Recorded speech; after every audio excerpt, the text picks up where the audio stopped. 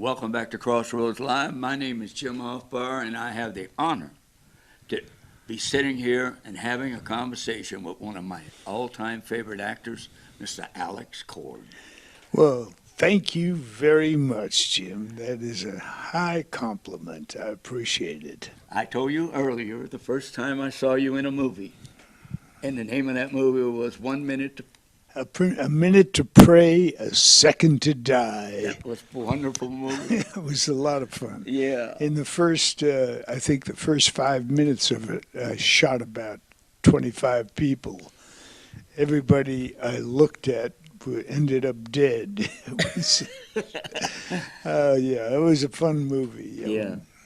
And it had two wonderful actors in it, Robert Ryan and Arthur Kennedy. Yes. Great actors.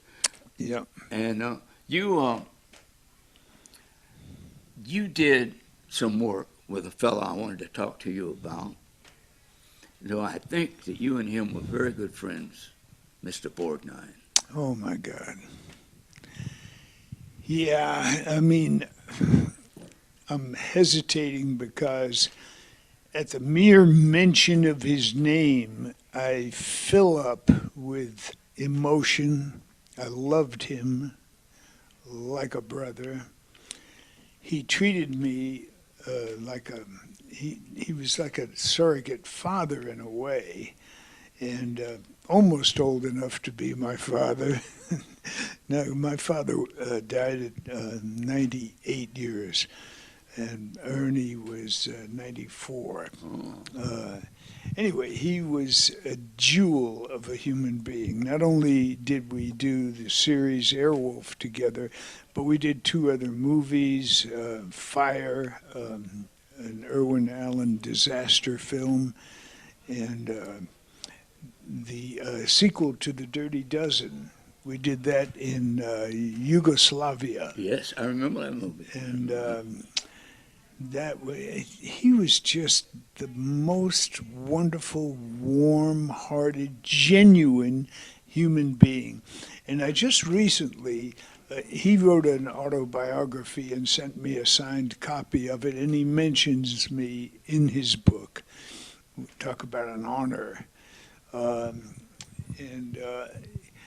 read it when he sent it to me, which was about 2 or 3 years ago.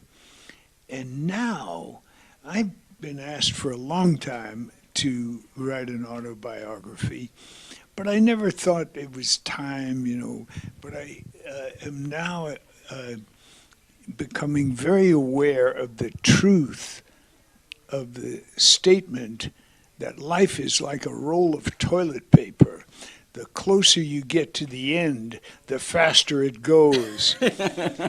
So I'm beginning to think that I am getting a lot closer to the end than the beginning or even the middle.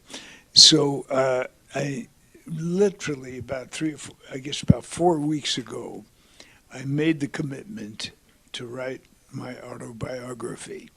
And I've now got, as of last night, I had 59 pages. So I'm well into it, but it is very hard work. So it's not difficult coming up with the stories. I've got 1 million stories. And I've had the most interesting life that even as I tell the stories, I often think, am I making this up? I mean, did I dream this or what?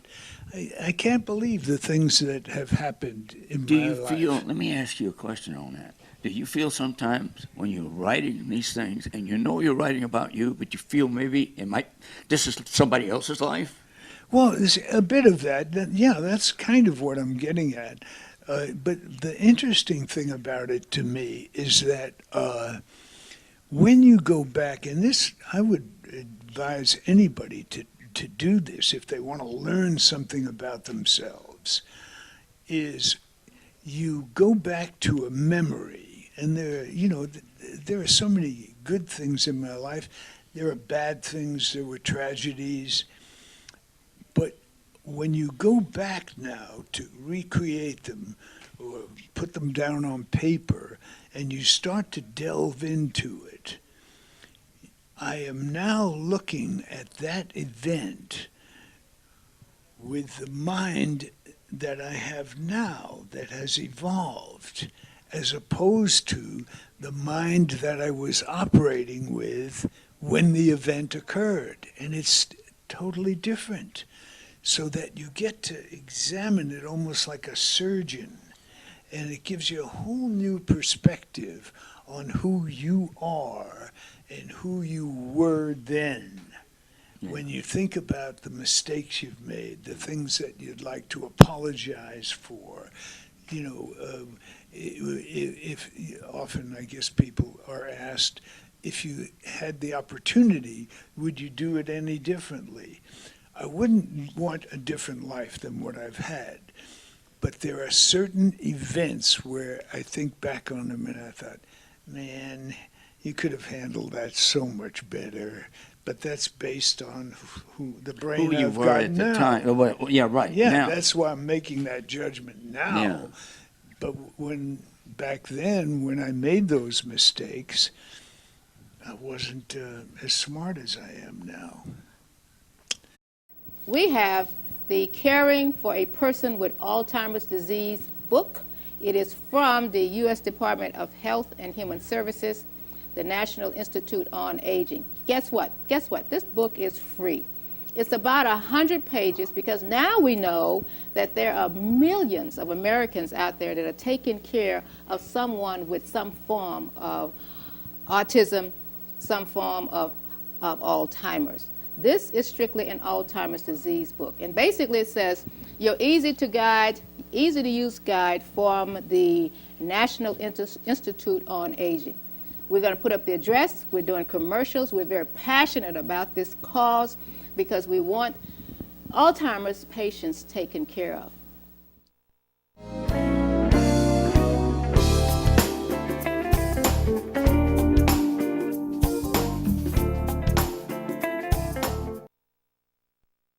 Well, that means you have learned through the years. Yeah. Oh, you know? yeah. And we learn from our mistakes. Yeah. And because I know I'm the same way. I look back at things that I've done and I go, well, why did I do that? Or why did I say that? Why didn't I handle it this way? Because knowing now, it would be better if I'd have done it the other way. Yeah. You know? It's a very interesting experience, Yeah. and then telling the stories and stuff. I've worked with so many great people. I mean, Chuck Connors was a lifelong friend. I've got stories about Chuck. Kirk Douglas. When I got the part, I'll just tell this one story about Kirk. When I got the part to play his brother in The Brotherhood, every actor in Hollywood wanted to get that role. I used to go to a health club, the Beverly Hills Health Club, and it was all actors there. So when it became known that I had gotten that role, I was the center of attention at the health club in the mornings. And a lot of guys, were genuinely congratulatory. Other guys were obviously envious. Of course. And there were so many negative comments like, oh, man, I hear he's a monster, man. You better be wearing armor if you're going to try to survive working with him, that kind of thing. So I was nervous enough about going to work the first day, so you can imagine after hearing those comments, and it was his company. He was also the producer. Right. He was the star of the movie, Academy Award-winning director Martin Ritt. So the first day I go to Paramount to meet Kirk and Marty in his office, I was a little apprehensive. And I walk in the door, they usher me in there, and Kirk was sitting behind a desk, and the woman introduces me, and Kirk jumps up out of his seat, comes around the corner with that 64-tooth grin he had, and comes toward me with his arms extended and spread wide, and wraps his arms around me. And Alex, I am so happy to meet you. I fell in love with the guy right then. I thought, jeepers, and he was complimentary that he'd seen me in this and this. So now, cut to the chase, we finished the movie, and it was all about Italians, it was all about the mafia, and the word for brother in Italian is frate. And at the end of the movie, Kirk gave me a solid gold money clip. And it was, his name in the movie was Frank, my name was Vince. And the money clip was engraved for Vince, mi frate, love, Frank. I love it. I love it. I get chills telling it right now. Yeah. Yeah. And that was it. And not only the best part about the movie, for me, was that it started an enduring friendship that has lasted all my life. That's beautiful. All my life. That's beautiful. I mean, going to his home for dinner. He had a house in Palm Springs. He gave me the keys to his house in Palm Springs. He said, anytime you want, if I'm not there, it's yours. Wow. And it just goes to show you, when you have other people tell you something negative about somebody, Right. don't believe it, man, until you find out for yourself. Well, let me tell you, I want to share a story with you similar to this. I did a movie called, I was in a movie called Painted Hero. It starred Fonda, Peter Fonda. Peter Fonda was one of them, and Dwight Yoakam. I had a little part, you know. But anyway, I'm in the movie. So they had us a trailer set up. And so I got there, and all these guys were bit actors like I was, you know, from Dallas, and we all known each other. We've worked in 20, 30 movies together and television shows. And so I walk in the door, and everybody's talking about, I hear you're going to be working with Dwight Yoakam today. I went, yeah. They went, man, he's bad. And they did the same thing to me that they did to you. So I walk in there on the set. And they bring in Dwight Yoakam, and he looked over at me, and the first thing he did was walked over. Hi, I'm Dwight. Just as friendly.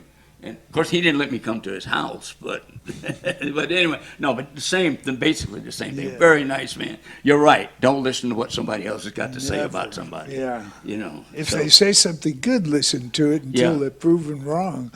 Yeah. But otherwise, I don't believe anything. Tell me a good Chuck Connor story. I know. Oh, you got- man, I got a good one. Well, I got several, but let me think which is the best one. Oh, well, yeah, okay. I told this. I did a eulogy at his funeral, and I told this story then. We were filming. Well, I told you. He was a huge guy. I mean, very strong. He had, he was 6'4". He was a professional baseball player. And just the warmest, loveliest guy in the world. Again, he and I instantly, when we said hello, lifelong friends. Instantly. It was like we'd known each other all our lives. And we're filming out in Santa Monica near the beach. And I had a Triumph motorcycle. And I used to ride that thing like a maniac. And Chuck and I, we had a fight scene, and it was a knockdown, drag-out fight with trash cans and jumping off the trash cans. And you know, he was a lot bigger than I am. And there was a scene, in that scene, there was a moment where they wanted me to strangle him, just dive at him, grab him by the throat, and strangle him. So we rehearsed it, you know, every move.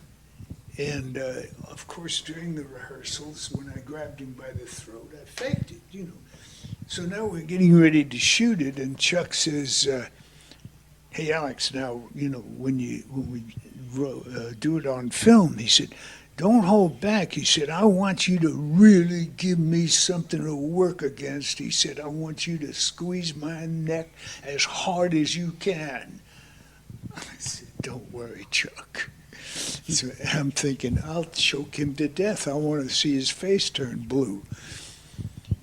Sure enough, I grab him by the throat, and the cameras are rolling. He had a neck on him like a tree trunk. I'm squeezing as hard as I can. I'm burying my thumbs in his neck like that, and he's grinning at me through the whole, just baring all his teeth and giving me a big grin. I couldn't strangle him. And, you know, finally he breaks loose. There's that story. We have the Caring for a Person with Alzheimer's Disease book. It is from the U.S. Department of Health and Human Services, the National Institute on Aging. Guess what? Guess what? This book is free. It's about 100 pages because now we know that there are millions of Americans out there that are taking care of someone with some form of autism, some form of Alzheimer's. This is strictly an Alzheimer's disease book. And basically it says your easy to use guide from the National Institute on Aging.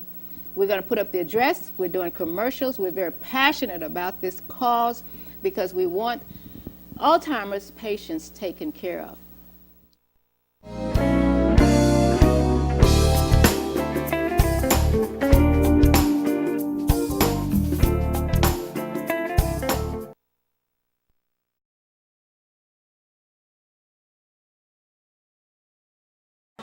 Oven and opens up the door and whatever. A little kitty cat, you know, doing that little figure eight through there. Yeah, the cat going like Yeah, this. that's right. So get this kitty cat away. You know what I'm saying? So Get away, cat. But anyway, So what's with the rotisserie? well, that was his thing. Wanted to show me. So he got this big chicken out, lays it on this butcher block thing. So you know how he cut it up? I give up. How? Use his He had this thumbnail. big old He thumbnail. used his thumbnail on it. What do you think? You're full of crap. I know. Hey, that's how you get there, though, right, right, James? That's right. That's what it takes. Yep. Gotta End be able of to story. I'm laugh. sorry it wasn't long enough. Good enough, huh? Well, I was. So much every time, like this guy right here. And then I even my horseshoe. I show him. And when I get in, she's like, oh. And then when he got desperate, he was going, oh. And he reached out. And he took up. You have to go with that. You know, see, I'm drawn to this one because I'm such a horse lover. Anything with horses. I love the way you That's I what want I'm to going come to see see you to guys. You know who I am. You don't bring me on.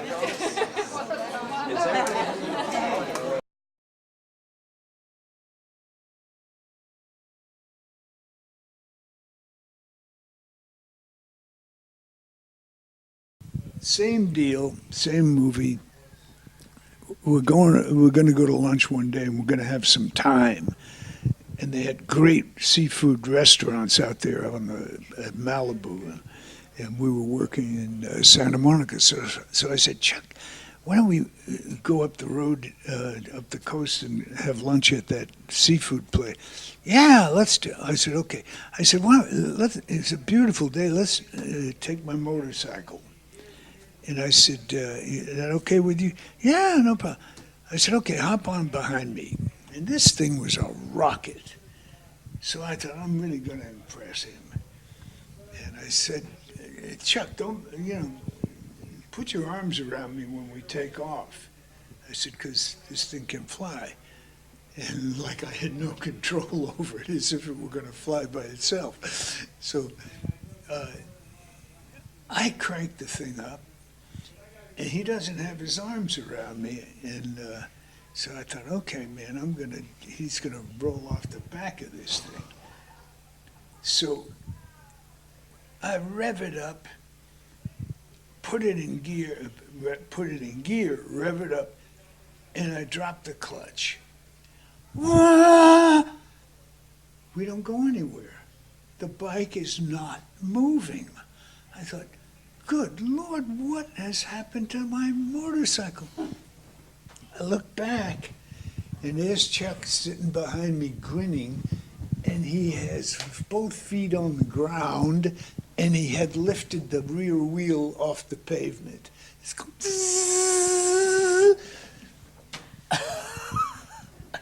That was Chuck Carter. That was his sense of humor, huh? Yeah. He had a great sense of humor. I'll tell you what, I would like to do is have you read something that you would like from your book, if you can. Well, the thing is, I hadn't thought about that, but this book here, this is, well, you're familiar with this. Yes, yeah. Harrison Ford, Sly Stallone, Ernie Borgnine, they've all endorsed this book, and it is going to be a movie. I've finished the screenplay, and I'm right in the process right now of having it budgeted, and I've got some people in California who are really interested. So we're working on it. The other thing, and I can't even begin without giving it some thought what I would read from that. But this book, I did read a bit of it before the back cover of this book, because it's so unusual. Could I read that? Be my pleasure. Yeah? Because it tells what the title is The Days of the Harbinger. Lots of folks, I'm surprised, don't know. They say, oh, yeah, Harbinger, I've heard of it, but I don't really, what does it really mean? Well, the word is basically harbinger is a messenger, but it can be a person. It's someone, a herald, who comes to announce something that is going to come. So John the Baptist was a harbinger for Jesus, telling that this Messiah, this Savior, is coming. A flower, the first flower that blooms after winter, could be called a harbinger of spring. When you see that flower, it means spring is coming. So that's what a harbinger is. So I had the idea for this book 15 years ago. Shows you how the subconscious works. I thought, man, this is a really unique idea for a book. I couldn't make it work. I just had the idea, but I tried. I wrote about 10, 15 pages of notes, could not make it work. That went on for months. Every once in a while, I'd think about it. Yeah. Finally, I thought, forget about it. I put it away. And for 15 years, I did not think about it consciously. Then about 2 years ago, I wanted to write something. I had a couple of ideas running around. This thing started to pop up again in my mind. I found the notes that I had written, and I started to read them. And as I was reading those notes that were 15 years old, it was as if a coin had dropped in my head, and I suddenly knew how to tell the story. The whole thing was there. It had all happened subconsciously over that period of time, and this is what it's about. Can one man change the way the entire world thinks? Johnny Grant is a world-famous movie star with a passionate social conscience and a gift of clairvoyance. Intensely discontent with man's inhumanity to man, contemptuously critical of corruption in government, greed, selfishness, he's convinced the human race is headed for self-destruction. Depressed by an insistent awareness of his impotence to effect the changes he feels would improve life for all of us, he hungers for power, ultimate power. Filming in Australia, he inexplicably vanishes without a trace. It's instant news worldwide. A turbulent national manhunt ensues. 3 days later, he returns with an unbelievable explanation. Realizing the fantastic nature of his story and lacking evidence, he refuses to be put in the position of convincing anyone. Is what he says true or not? Midst a media frenzy, his fame and influence explode in controversy. Will it bring him the power he craves? My goodness. Intriguing. I love it. I love it. This is it. You don't put this sucker down, man, once you start it.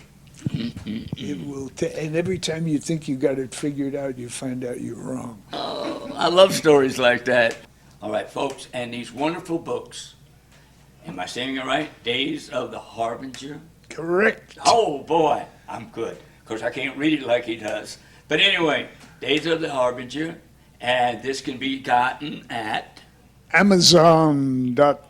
All you need to do is go to Amazon, type in Alex Cord, and it'll be right there. and this they're other both, wonderful book, both available A there. Feather in the Rain, both on Amazon. Yes, sir. All right, and your publisher is Ken Foreman, your publisher? No, they published This one. Harbinger. This was published by Five Star. Okay. Yeah. All right. These books are available for you on Amazon, so get them, folks. Yep. And if you need any more information, you can always contact us at crossroadslive.net. Okay, and we'll get the message to Mr. Cord. Okay. Thank you, Mr. Cord. Thank Appreciate you you. very much. We appreciate you. Thank you very Thank you, much, sir. Jim. So, till we meet again, good luck, God bless, and we'll see you at the crossroads. Let's go then.